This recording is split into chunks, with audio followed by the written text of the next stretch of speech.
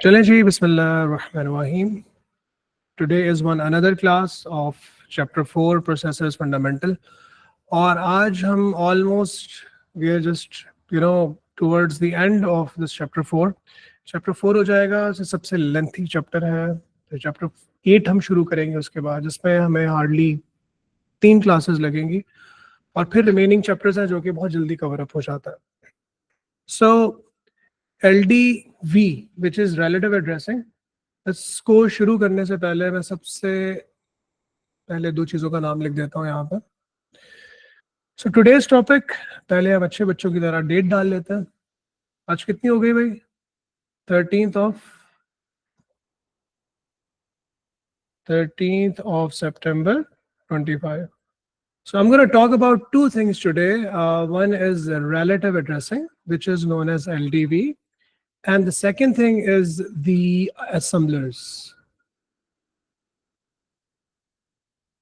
Assembler basically जो है वो एक ट्रांसलेटर है। अगर आपने शायद IGCSE में या O लेवल्स में पढ़ा हो, अगर नहीं भी पढ़ा तो जितनी भी हाई लेवल लैंग्वेजेस या लो लेवल कंप्यूटर लैंग्वेजेस होती हैं, they have to be translated into machine code so computer can understand.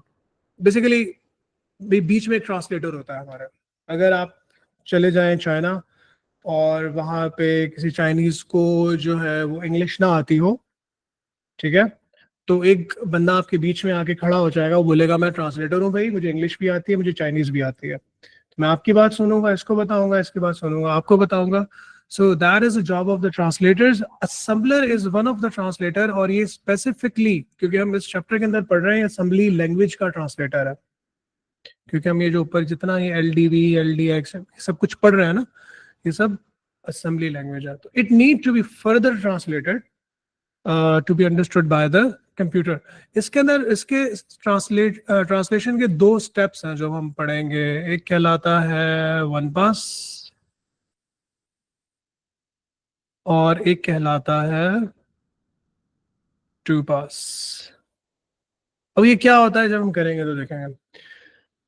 Before I rather bore you with a lot of other details of the theory, मैं strategy हमेशा ये use किया करता हूँ कि I'm gonna rather bring in a past paper question, मैं इसको import कर लेता हूँ, इस पेज को मैं थोड़ा सा छोड़ देता हूँ, बाद में आपके साथ थ्योरी यहाँ पे लिख कर आपको दिखाता रहूंगा। सो जो पीडीएफ मैंने ग्रुप पे भेजी है वही मैंने यहाँ पे लोड कर ली। यहाँ पे आप देख रहे होंगे सबसे टॉप पे LDV लिखा हुआ है, ठीक है। So let's try to do this. मैंने यहाँ पे एक चीज स्किप की हुई है, वो यहाँ हमारे पास मौजूद है। आई थिंक नीचे आपको पीडीएफ के अंदर मिल जाएगी। अच्छा नहीं है, उसको मैंने इंक्लूड नहीं किया। एनी केस आपको यहाँ से दिखा देता हूँ। ऑलराइट, ऑपकोड टेबल आपको अल्टीमेटली पेपर के अंदर मिलेगा। So we are about to start to talk about LDV। और LDV को यूज करते हुए जो हम प्रीवियस क्लासेस के अंदर कर रहे थे, ट्रेस टेबल्स वाला काम, ट्रेसिंग वाला काम, हम वही काम करेंगे। LDV को यहाँ पे से लिखा हुआ है relative addressing, move to the address and locations from the address of the current instruction, load the contents of this address to the accumulator। LDV आगे जो आपको नंबर दिया जाएगा, जो भी नंबर दिया जाएगा 4, 5, 10, 12, 15, ये उतने प्लेसेस जहां पे इंस्ट्रक्शन लिखी होगी उसके LDV, लेट्स सपोज LDV 5 लिखा हुआ है और वो खुद इस वक्त LDV जो इंस्ट्रक्शन है वो एड्रेस 0 पे है, तो 0, 1, 2, 3, 4 पे जाके डेटा को फैच कर लेगी। Let me just show it to you practically कि how does it actually works. यहाँ पे लिखा हुआ है LDV हैश ऑफसेट। यहाँ पे आप लोग एक चीज नोट करेंगे, अभी तक जितने तुम असेंबली लैंग्वेज के क्वेश्चंस करते हुए आ रहे हो, ये प्रीवियस आप देख रहे होंगे, इसके अंदर आपको इंस्ट्रक्शंस के साथ लेफ्ट साइड पे यहाँ पे इस जगह पे एड्रेसेस लिखे हुए नजर आ रहे हैं। If you people can say that, सारे एड्रेसेस नजर आ रहे हैं ये वाले 77, 78। और जो क्वेश्चन हमने इसके अलावा प्रीवियसली भी किए, you can always see the addresses के एड्रेस 200 के ऊपर जो है वो आपके इंस्ट्रक्शन मौजूद है, सही है। और पीछे चले जाओ, ये जो सबसे पहले हमने ट्रेसेबल का क्वेश्चन किया था उसके अंदर भी जो इंस्ट्रक्शन आपको दी हुई थी ये इंस्ट्रक्शन है और इस इंस्ट्रक्शन का आपको एड्रेस दिया हुआ है, तो एड्रेसेस मस्ट होता है कंप्यूटर के अंदर। ऐसा हो नहीं सकता कि कोई इंस्ट्रक्शन या कोई डेटा कंप्यूटर की मेमोरी में मौजूद हो और उसका एड्रेस ना हो, ऐसा पॉसिबल नहीं है, क्योंकि आप उस इंस्ट्रक्शन को, उस डेटा को फिर फेच ही नहीं कर सकते, यूज ही नहीं कर सकते, वो यूजलेस हो जाएगी, गार्बेज हो जाएगी। फॉर दैट पर्पस अगर यहाँ पे आपको एड्रेस नजर नहीं आ रहे तो उसका मतलब ये नहीं है कि यहाँ पे एड्रेस नहीं है, यहाँ पे आपको एड्रेस इंक्लूड करने पड़ेंगे, दैट्स द रूल। ठीक है, तो हम यहाँ पर क्या करेंगे खुद कि जब कभी क्वेश्चन आया था तो इन्होंने थोड़ा सा वैसे ज्यादती की थी बच्चों के साथ कि इन्होंने एड्रेसेस नहीं दिया, लेकिन नीचे जाके फिर उन्होंने कोशिश की थी कि उसको थोड़ा वो ओवरकम इस तरह से करेंगे, थोड़ा सा ट्रेस करके दिखा दे ताकि बच्चे को आइडिया हो जाए, लेकिन फिर भी बच्चों के लिए काफी मुश्किल था। तो बेटा इस तरह के क्वेश्चंस को अगर आपको एड्रेसेस नहीं दिए जाएंगे तो इसमें दो बातें होंगी। जब एड्रेस आपको नहीं दिया जाएगा तो फिर दो बातें होंगी, या तो आपको बताया जाएगा कि एड्रेस कहाँ से शुरू होगा, अगर बताया जाएगा तो वहां से पहले इंस्ट्रक्शन का एड्रेस शुरू करेंगे, और अगर नहीं बताया हुआ तो बाय डिफॉल्ट कंप्यूटर्स के अंदर जो एड्रेस है वो शुरू होता है 0 से। ठीक है, तो हम क्या करते हैं अच्छे बच्चों की तरह यहाँ पे 0, ठीक है, 1 ये डालना शुरू कर देता है। इसने इसका नहीं बताया हुआ, नीचे जो नीचे वाला क्वेश्चन है ना उसमें बताया हुआ 5 6 7 8 9 और 10 11 12 13 एंड 14। बेटा एक चीज तो हमने ये डिस्कस कर ली कि एड्रेसेस नहीं दिए हुए तो हमने एड्रेसेस यहाँ पे लिख लेने हैं, नंबर 1। नंबर 2, इसके अंदर आपको एक और चीज दिख रही होगी, इसमें इसने लेबल्स का जिक्र किया हुआ। लेबल, लेबल को सिर्फ इस तरह से सोच लो, मैं अक्सर जब कंप्यूटर मेमोरी का जिक्र करता हूँ तो मैं कहा करता हूँ कि भाई तुम इसको यूं सोचो, ये जो 0 से लेके 14 लिखा हुआ है ना, अपने सामने इमेजिन कर लो कि एक रैक बना हुआ है, उसके अंदर 0 से 14 तक तुम्हारे अंदर जो है ना कंपार्टमेंट्स बना हुआ है। ठीक है, पहला कंपार्टमेंट 0 1 2 3 4 14 तक, तो 0 पे तुम देख सकते हो कि यार एक इंस्ट्रक्शन रखी हुई है एलडीवी ऑफसेट। अच्छा, फर्दर इसने क्या काम किया हुआ, जो तुम्हारे सामने रैक में 14 कंपार्टमेंट्स हैं 0 से लेकर 14 तक, उसमें डिफरेंट इंस्ट्रक्शंस और डेटा रखा हुआ है। फर्दर उसने क्या किया हुआ है, कुछ कंपार्टमेंट्स के ऊपर 0 1 2 3 एड्रेस तो है, उसके ऊपर उसने एक लेबल भी लगाया हुआ है, एक स्टिकी नोट लगाया हुआ है। स्टिकी नोट लगाया हुआ है जी, start prog, end prog, offset, इस तरह से। I want labels be explained better visually through VB.NET। labels का देखो, VB.NET तो फिर हाई लेवल लैंग्वेज है ना, इस वक्त हम असेंबली लैंग्वेज कर रहे हैं, तो labels आर बेसिकली वेरिएबल्स। जो वेरिएबल को तुम नेम देते हो ना वो लेबल्स कहलाता है, इनको लिटरल्स भी कहते हैं, बहुत सारे नाम है, लेकिन अभी मैं चाह रहा हूँ कि बस इस तरह से समझो कि भाई आपके पास, ठीक है, डिफरेंट मेमोरी लोकेशंस के ऊपर इंस्ट्रक्शन और डेटा रखा हुआ है। कुछ जो इंस्ट्रक्शंस के एड्रेसेस तो हर किसी के होते हैं, लेकिन कुछ के ऊपर आपने लेबल्स भी लगाया हुआ है। तो जो एलडीवी ऑफसेट है उसको स्टार्ट प्रॉग का, उसके ऊपर लेबल आपने इसलिए लगाया हुआ है क्योंकि यहाँ से तुम्हारा प्रोग्राम शुरू हो रहा है। और फिर एंड प्रॉग, ठीक है, 0 से 14 के अंदर ही तुमने सारा डेटा अरेंज करना है, तो तुमने येलो कलर का, ब्राइट येलो कलर का फिर स्टिकी नोट्स आते हैं। स्टार्ट प्रॉग यहाँ पे, एंड प्रॉग यहाँ पे, फिर आगे जा रहा है, बीच में तुमने इधर लिखा है ये ऑफसेट मैंने यहाँ पे रखा हुआ है, जो आपके इंपॉर्टेंट रैक्स है, ठीक है, कंपार्टमेंट्स है, उसके ऊपर आपने स्टिकी नोट्स लगाया हुआ। It goes like this. So now let's start tracing the program. Okay, this is really interesting. इसके अंदर कुछ चीज समझ में नहीं आती तो मुझे फौरन रोक के पूछ लेना, ठीक है नाइल? अच्छा, कुछ उसने थोड़ा सा रन करके दिखाया हुआ भी हमें। उसने यहाँ पे किया हुआ है एलडीवी ऑफसेट। एलडीवी को वो कह रहा था कि आपको ये जो वैल्यू दी जाएगी ना, उतने प्लेसेस आपने जिस जगह पे इंस्ट्रक्शन लिखी होगी उतने प्लेसेस जंप लगा के वहां से आपने डेटा फैच करना। ठीक है, ये बोला है इसने। अच्छा, अगर इसने ये बोला है तो हैश के आगे कोई नंबर तो नहीं दिया हुआ है इसने, हैश के आगे इसने क्या दिया हुआ है, ऑफसेट दिया हुआ है। ऑफसेट यहाँ पे एक आपका लेबल है, आप क्या करोगे, ऑफसेट वाले लेबल में चले जाओगे, ये देखो यहाँ पे इस जगह पे, और देखोगे उसके अंदर क्या लिखा हुआ है, 10 लिखा हुआ है। हैश ऑफसेट का मतलब बेसिकली हैश 10 है, क्योंकि ऑफसेट के अंदर 10 है। समझ गए ना? तो पहले तो ये वाला मसला हल कर लो कि इसका एलडीवी के साथ कोई ताल्लुक नहीं है, ठीक है, ये एलडीडी के साथ भी लिखा हुआ हो सकता है, सीएमपी के साथ भी लिखा हुआ हो सकता है, कोई लेबल लिखा हुआ हो सकता है, उस लेबल के अंदर की वैल्यू यूज करोगे आप। तो हैश ऑफसेट का मतलब कि ऑफसेट के अंदर की value 10।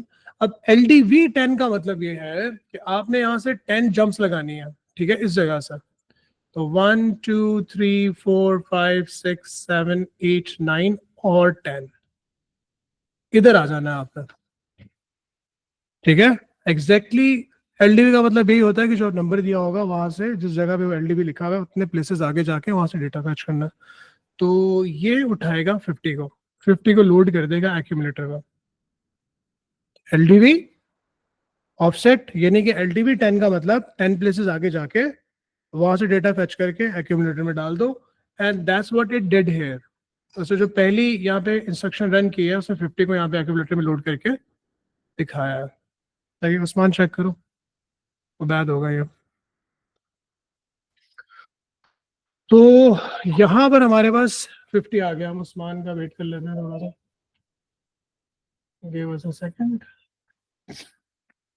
We have another warrior coming in. हमारा बहुत अच्छा प्लान था आज रात को गिजरी जाने का, क्योंकि उस्मान ने और उबैद ने गिजरी के बर्गर्स की बहुत तारीफ की हुई है। उस्मान जल्दी से लॉक लगा दो, थैंक यू। चलें जी।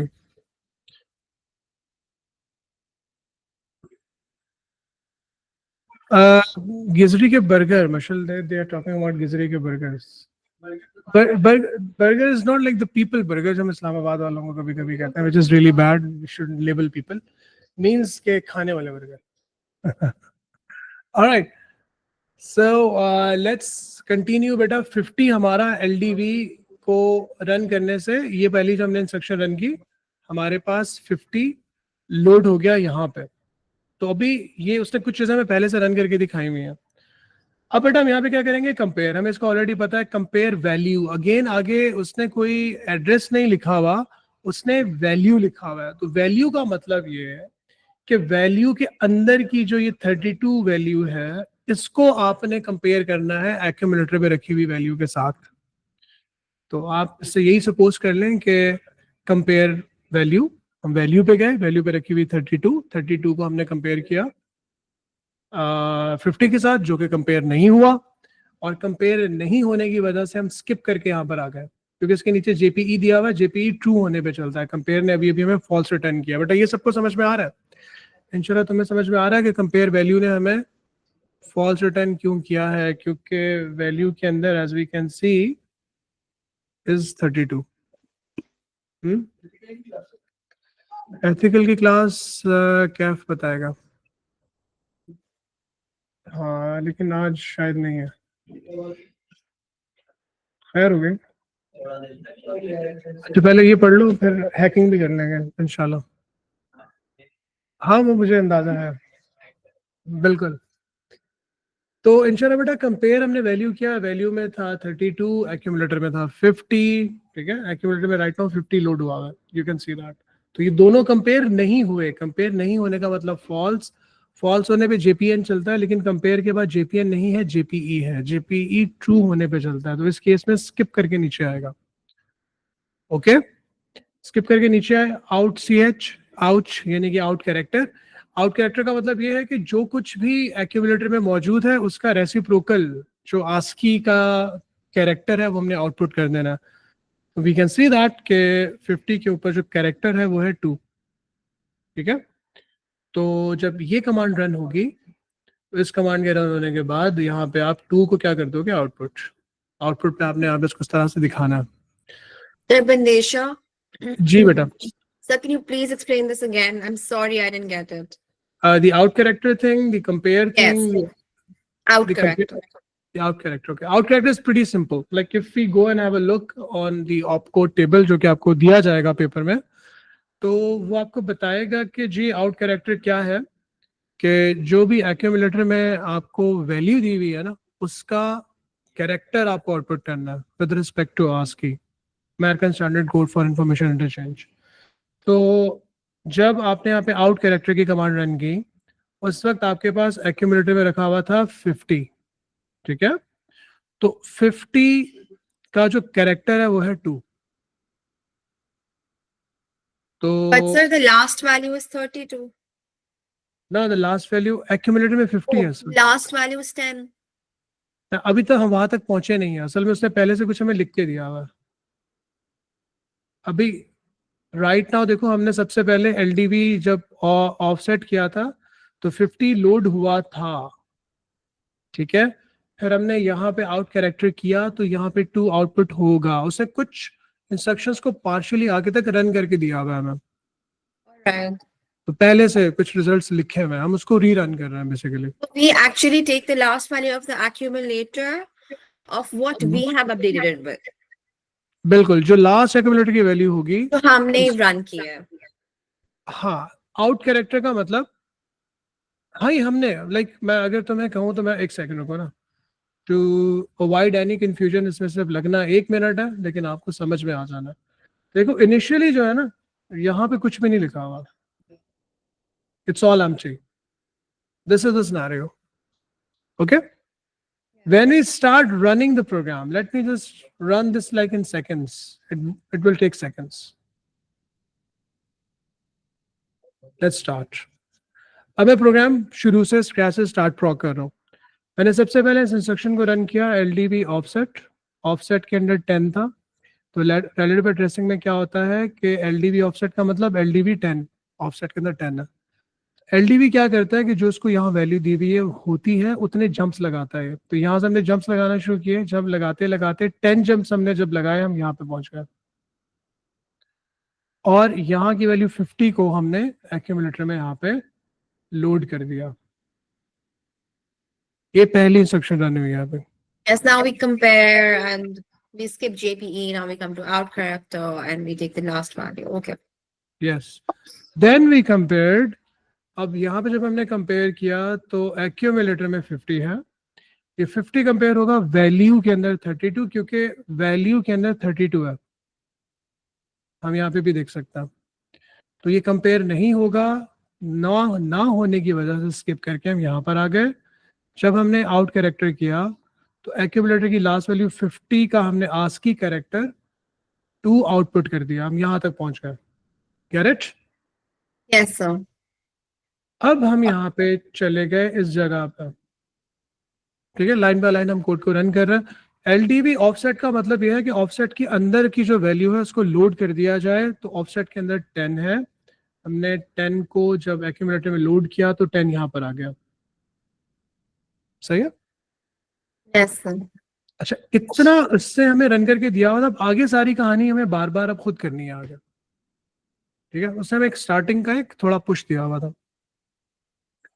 अच्छा, अब इंक्रीमेंट का मतलब होता है कि एक्यूमुलेटर में जो भी वैल्यू मौजूद है उसमें आप +1 कर दें, अगर आप चाहें तो आपको टेबल में जाके देख सकते हैं कि इंक्रीमेंट का मतलब क्या है। इंक्रीमेंट का मतलब है The binary register. Increment the content of the accumulator, सही है। तो एक्यूमुलेटर की वैल्यू जो 10 है उससे हो जाएगी 11 हो जाएगी। 11 हो जाने के बाद यहाँ पे इसको भी रन कर लिया, इसको कह रहा है दोबारा ऑफसेट के अंदर स्टोर कर दो, तो ऑफसेट के अंदर जब हम स्टोर करेंगे तो यहाँ पे इसके सामने में ऑफसेट के अंदर 11 को स्टोर कर देता हूँ, 10 थी ना, उसको इंक्रीमेंट किया हमने, जब इंक्रीमेंट किया था वो +1 हो गया। अच्छा, अच्छे बच्चों की तरह हम यहाँ इस जगह को भी यूज करेंगे, भाई हमारा जो ऑफसेट है ना अब 10 से हो गया 11, सही है, 11 हो गया।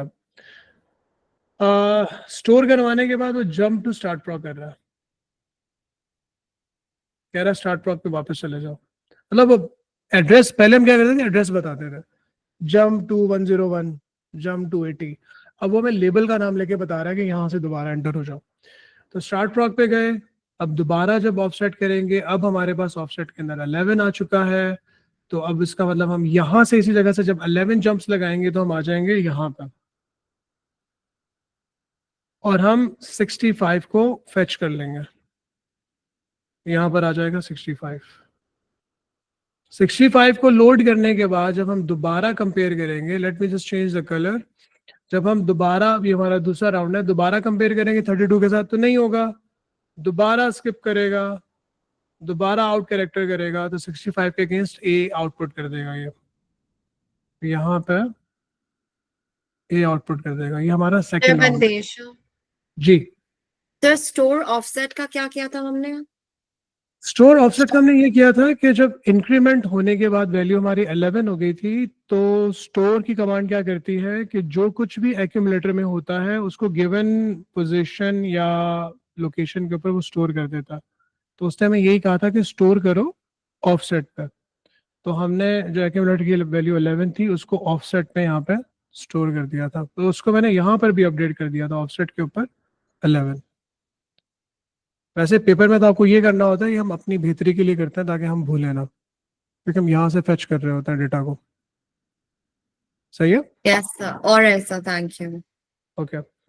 अच्छा, ये एल डी वी हो गया, कंपेयर हो गया, कंपेयर होने के बाद आउट कैरेक्टर होकर ए हो गया। दोबारा जब अब एल डी वी ऑफसेट करोगे तो ऑफसेट में अब 11 है, अब यहाँ से 11 फेच हो जाएगा। फेच होने के बाद वो करेगा इसको इंक्रीमेंट, इंक्रीमेंट करके दोबारा स्टोर करेगा ऑफसेट में।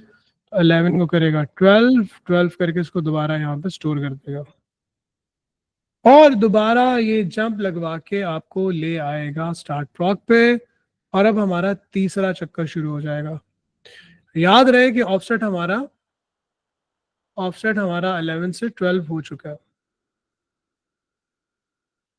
मैं कलर्स को सुटेबली ही यूज करूं क्योंकि हमारे दूसरे रेड कलर में रेड कलर था। तो भाई ये हो गया अब 12। अब यहाँ से जब सर 12, मंदेशा, जी जी, सर आउट कैरेक्टर में जो हमने फिर से रन किया है तो 65 पर ए वैल्यू है, जैसे हमने पहले 2 लिखा था। Wouldn't we write that? Oh, we've written it. Okay. Way return है। सही है। अच्छा, अब ऑफसेट 12 करोगे तो 12 के ऊपर रखा हुआ है 89। अब हमें थोड़ा थोड़ा याद भी हो गया। 89 को हम यहाँ पे फेच करेंगे। 89 को हम फेच करने के बाद कंपेयर करेंगे 32 के साथ, नहीं होगा।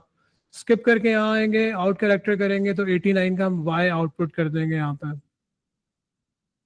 फिर वो आउटपुट करवा के दोबारा लोड करेगा ऑफसेट को। ऑफसेट की लास्ट वैल्यू लोड होगी 12, उसको वो इंक्रीमेंट करवाएगा, इंक्रीमेंट करके दोबारा स्टोर करवा देगा। ऑफसेट 13 हो गया, और फिर दोबारा जंप टू स्टार्ट प्रॉग होगा। अब वो क्या करेगा, हमारा आखिरी चक्कर होपफुली ऑफसेट 13 करोगे, 13 के ऊपर लिखा हुआ है 32, तो तुम्हारे पास एक्यूमुलेटर में आ जाएगा 32। अब जब वो कंपेयर करेगा वैल्यू के साथ, वैल्यू में भी लिखा हुआ है 32, यहाँ पर भी लिखा हुआ है 32। 32 और 32 आपस में हो जाएंगे इक्वल, यानी कि ट्रू। ट्रू के ऊपर आपका चलेगा जेपीई। जेपीई हमें लेके चला जाएगा एंड प्रॉक पे। हम जाएंगे एंड प्रॉक पे, एंड प्रॉक पे जाके ये हो जाएगा खत्म। ठीक है, so that was the tracing using LDV. There is no one pass और टू पास असेंबलर। मैं काम ये करता हूँ ना इसको, लेकिन ये असेंबलर के लिए भी जगह चाहिए होगी। खैर, ये वाला क्वेश्चन तुम लोगों ने कर लिया। अब अच्छे बच्चों की तरह आप ये क्वेश्चन मुझे पहले करके दिखाएं। ठीक है, मैं इसके लिए ना बहुत एकदम फ्रेश दिमाग चाहिए, एकदम टाइट वाला फ्रेश दिमाग चाहिए। आप पहले इसको मेरे साथ अभी लाइव बैठ के सॉल्व करें। मैं आज की रिकॉर्डिंग्स 2 बना लूंगा। मैं दोबारा जब मुझे असेंबलर शुरू करना होगा तो I am gonna make one another recording. So this is your class work right now, sitting live in front of me and doing. ठीक है, अभी इसी वक्त कॉपीज के अंदर, और जब मैं असेंबलर शुरू करूंगा तो दोबारा रिकॉर्डिंग शुरू कर दूंगा। मैं क्लास बिल्कुल भी एंड नहीं कर रहा हूँ, सिर्फ रिकॉर्डिंग खत्म कर रहा हूँ फॉर एलडीवी के लिए।